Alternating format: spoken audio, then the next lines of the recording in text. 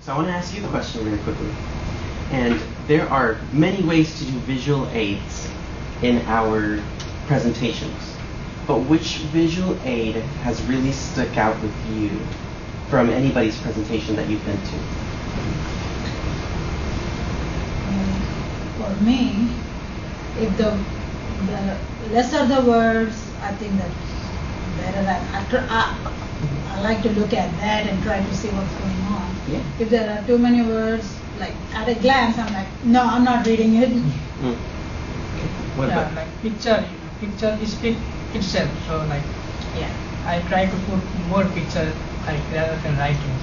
Yeah, so more pictures than words are better. Okay. Only one image which strikes the audience. Good. Yeah, so only one image that strikes the audience. Thank you all for sharing. That is what we're working with. And 3MT specifically, it's a make it or break it. Because somebody, just like she said over here on the side, you either going to look at it and reject it, you're going to be like, I don't want to read all that, or I don't want to see that. Or people embrace it and they say, oh, I like that, and you actually engage with you, and it hits home, right? So that's the important part of simplifying our slide design, and that's what we're going to talk about today, is we're going to make sure that our audience, whenever they are seeing our slide in those 3 minutes, they're captivated, they are inspired by it, or they feel something from it, or they understand. So you have the option to make them feel, see, or think anything you want them to. So we're going to make sure that by the end of today, you guys actually have that. When you walk out of here, you have a good understanding of what you want to do with your slide. So we're going to do that through some activities. We're also going to talk a little bit about different types of slides, which I've spoken with you about before. And of course, we're going to wrap it up with your examples of your presentation, of your slides. So first things first, here are some things that we should do in a 3MT slide design. So one of the things that 3MT does not want from us, so in this perspective, they do want from us is a single static slide. So the opposite of that is what they don't want is any swiveling or any, they don't want it to move around or have anything coming in or out of it. Yes, ma'am. Could you please explain what the static means? Yes. Static. So static is just that. Is this slide that you're viewing right now is actually static. Static means there's no movement. There's nothing coming in or out, moving around. There's nothing. I think maybe in your phones you have the wallpaper that moves. That looks like an ocean moving. That wouldn't be static. Okay. Because some presentations, like when you click, the words start coming Mhm. on. I don't Yeah, want that. like when they start falling into place, things like that. So static is just a plain slide that's going to be up there, which is the next point. It's we want to make sure that the slide is going to be up there from when you start your 3-minute pieces to when you end it. It won't be able to come in halfway through. It won't be able to, you're not going to have a clicker. It's just going to be, as soon as you start, it's going to pop up. So will somebody be there to? More than likely, Miss Tiffany will be able to say yes or no to this. But more than likely, there's going to be someone that's going to be clicking your slide, and that's it. You'll just be standing up there in front of the screen, and then eventually it will pop up whenever you're Stop. Yeah. So somebody will have your back. So when they call your name, then your slide will pop up on the screen. So you'll send that. So that's what the application process is. Yeah. The second, another thing that they want is it needs to be clear and concise, and we'll work on that today on our presentation slides. It needs to be legible. We all understand that it is nice to have very colorful and calligraphy style wording, but sometimes people can't understand that, and it's a make it or break it deal with your slide. If people can't understand it, then they're not going to understand why it's even up there.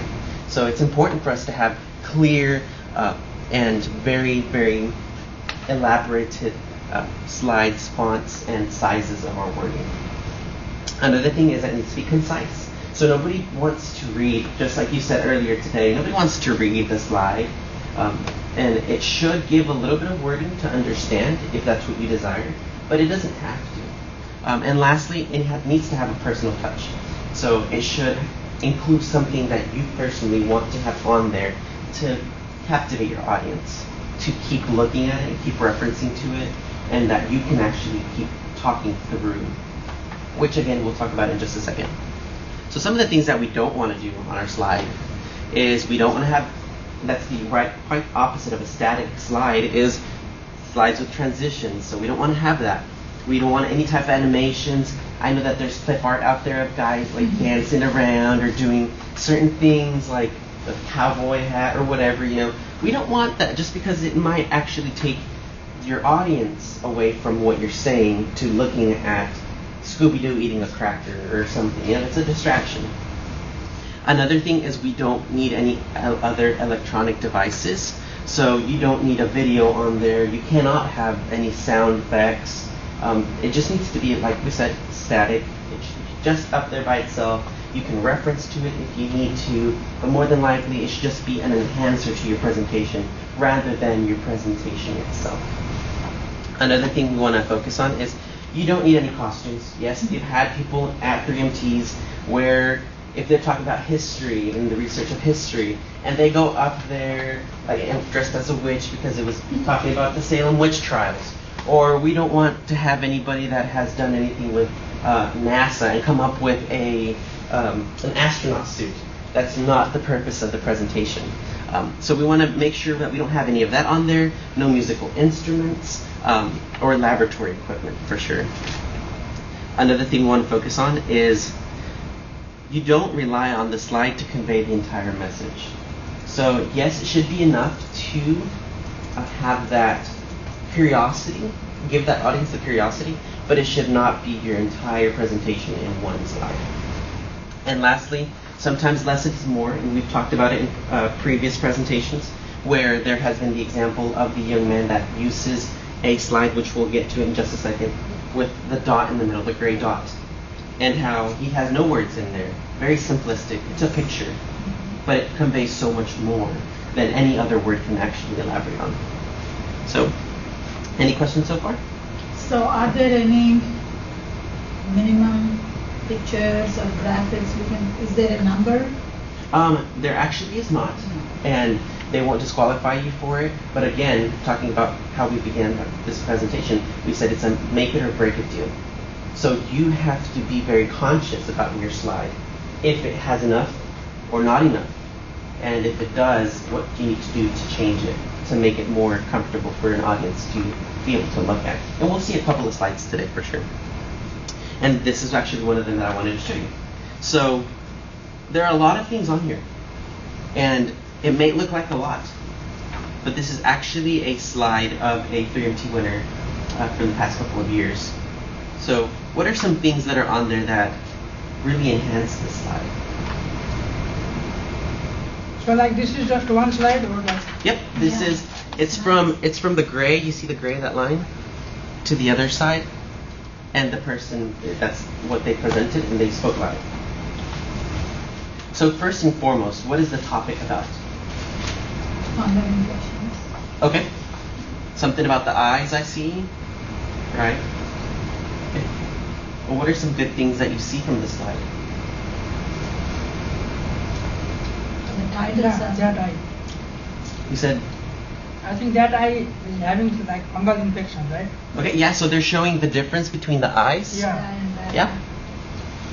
I don't know what those... Is it too many visuals? We talked about visuals?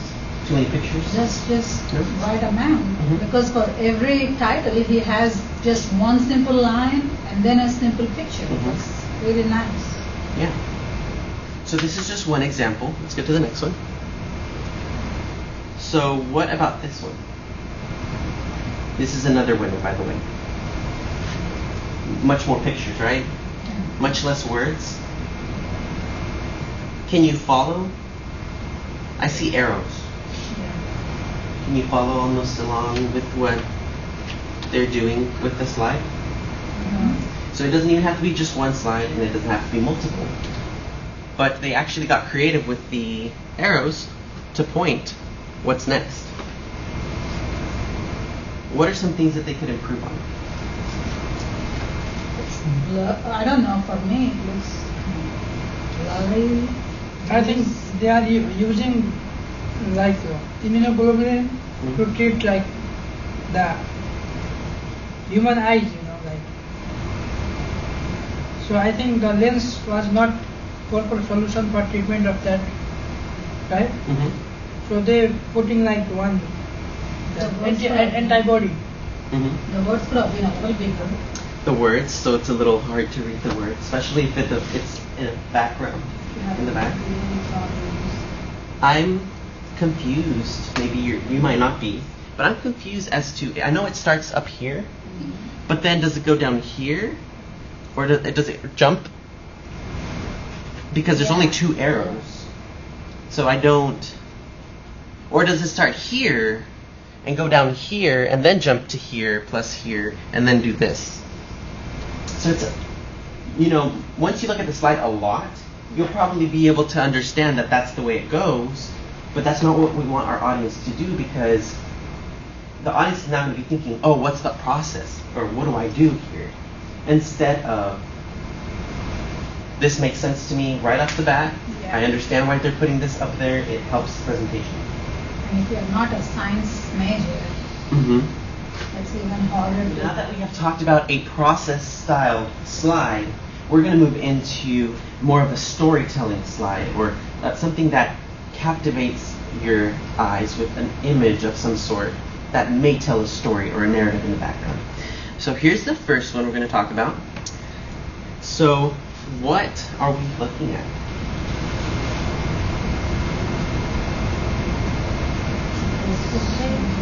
It's a Facebook page, okay? Yes. I see a lot of words. We talked about words being important, right? I see somewhat of an image. What's on your mind? Written.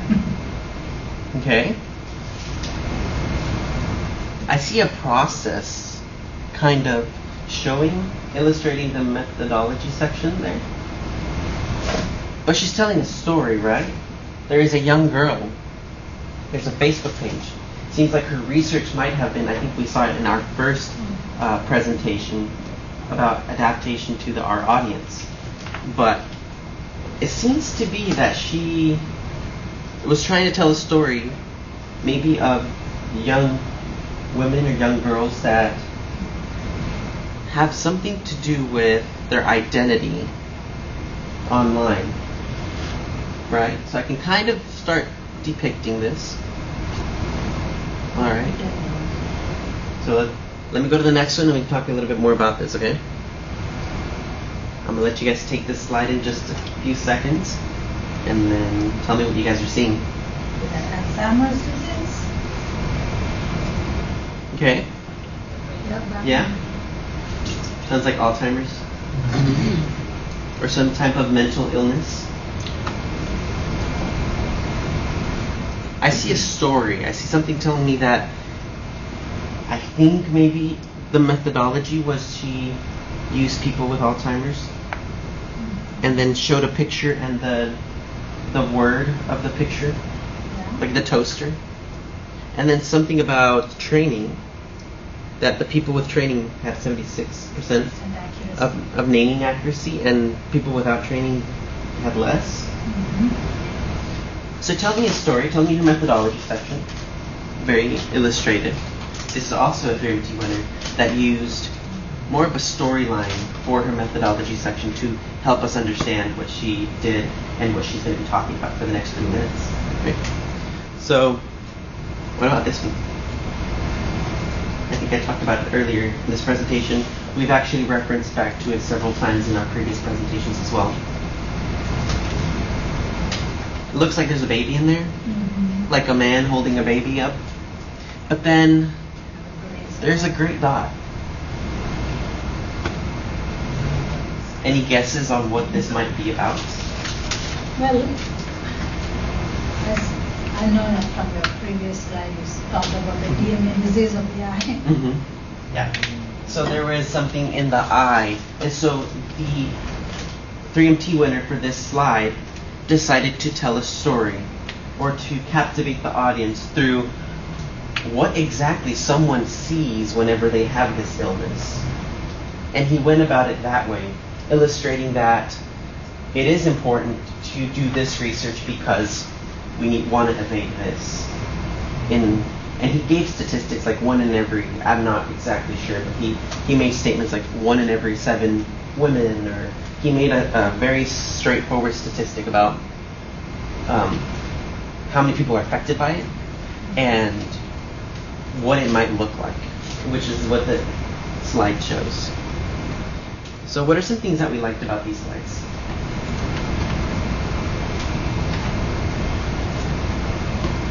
What about the storytelling was captivating? It's effective. It's effective? Yeah. The last one made me want to know more. Okay. So there was 3, and you said the last one with the I, the man and the child? Because I didn't know if it was a mistake or on purpose. I guess if I had heard the speech, then I would kind of tie it back in. But it definitely, if your name is mentioned and that's the slide that pops up, you haven't even said anything yet. That audience is like, what is he going to say? You know. And so that's what we want to do with our slide. What are some things that were very effective with these 3 slides? It has some kind of personal touch. I mean, So it pulled on your emotions a little bit, right? It kind of, the last line. you had some kind of emotional attachment or some type of emotional pull with that last slide. And what do they all have in common? They all told some kind of story. They all told some kind of story, of course. So we have seen a process style slide, and we've walked through some of those, the pros and cons of that. And now we walked through some that are story based, and we've seen pros and cons of those. All of them, they're 3MT winners though. And all of them convey completely different messages. Yeah. So now the question is, your research, how will the story or the message be conveyed?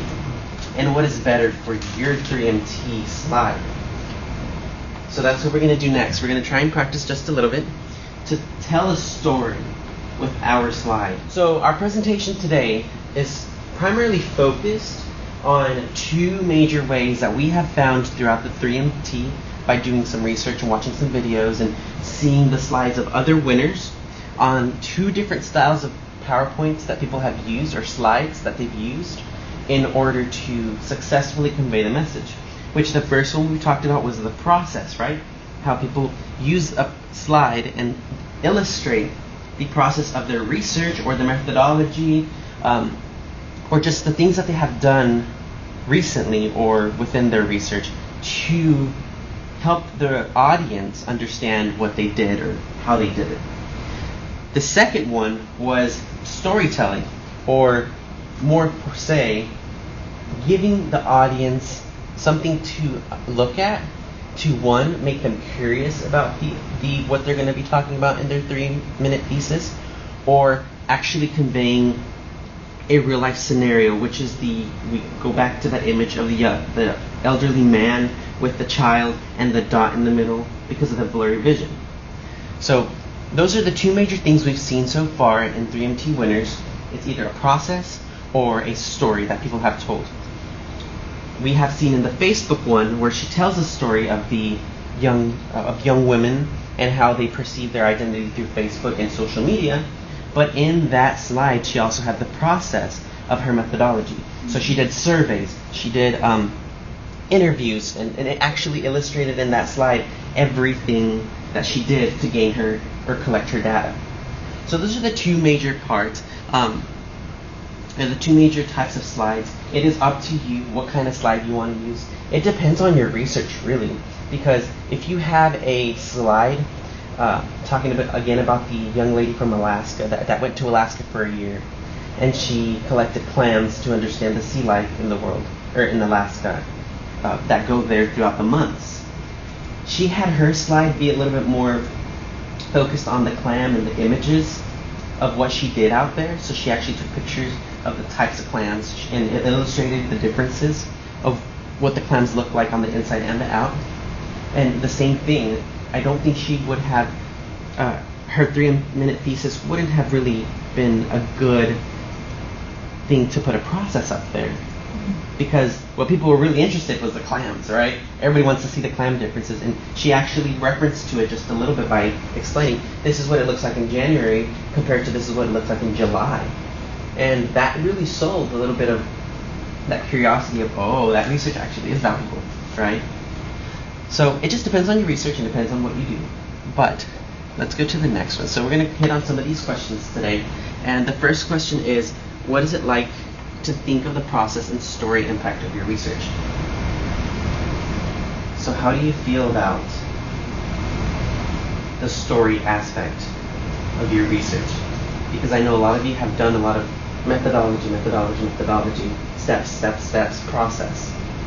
What is it like to think about the story part of it?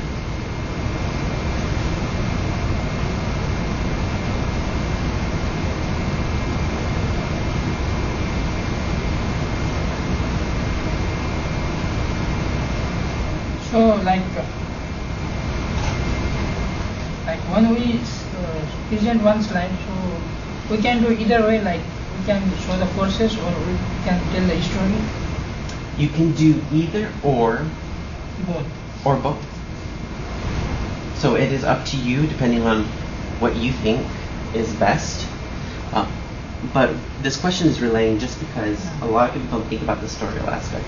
Yeah. You know, we talked about the young lady with the cancer and cancer in your family, and that being a motive for you to pursue this research.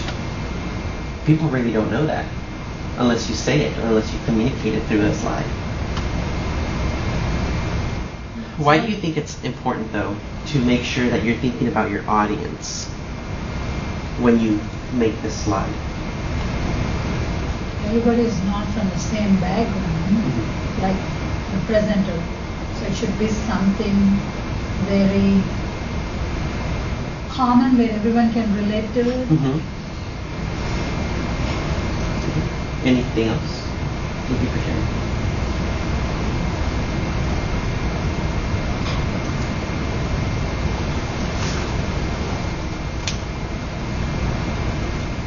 I like where the phrase that says experience your slide. Why is it important for us to get our audience to experience the slide and not just look at it or see it? Yeah. Or they feel it, right? Emotions. And they can remember it. When you experience something, your memory, there is more you remember. Yeah.